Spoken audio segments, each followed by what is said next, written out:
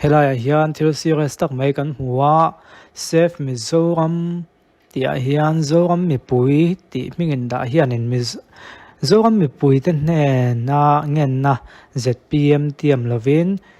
ti nia David Sairo pa tua kan tia angai ngai hen kan chia nge ZPM MP candidate ta na an vote chu ve ri chia an ti hian na lan wenoi tan sum alo no chu sak ve to ni in an soya alo mum khop mai ma se chu sum tang chuan wai za lo fang mano e de chong ni ome hetiang mi hing hi ko person an tiang chi kha ania MP tan hian that big ne mo tong kai big na tur pakhat ma anei don lowa zoram mi pui ZPM tiam lovin vote lo ngam turin kan hanin nge ne MP candidate kamrola uchia tin ming hi phua anti ni om takani on tia hetil hi approve nam lo chuan defamation case an tia improving chiat na do ta improving chiat na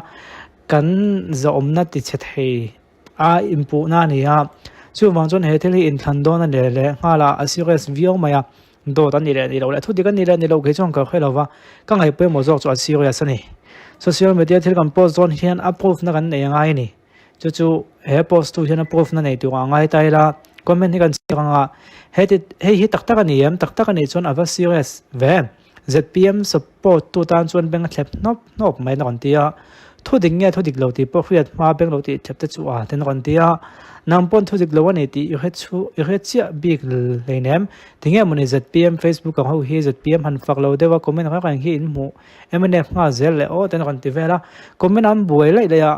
zoram mi pui ti ai o kan than che pon ni thei lo vin zoram mi pui han ti ve ha ta ti de nia dot mang chuan in be to lo de ngu a ti vela ni hela hi hetil hi hei na lan wen oi tan suma no chua sak tin an fak ve lue lue nuai za lo fang alo e ve tho sia tin hi tu status nge ka kholo wa David Sailo ti hi a kon te David Sailo hi kan zong lo nge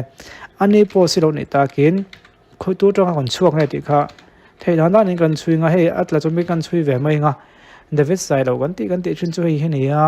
chuan ani hian he tiang hi on post hai ngam ni ti kha kan zong thuak a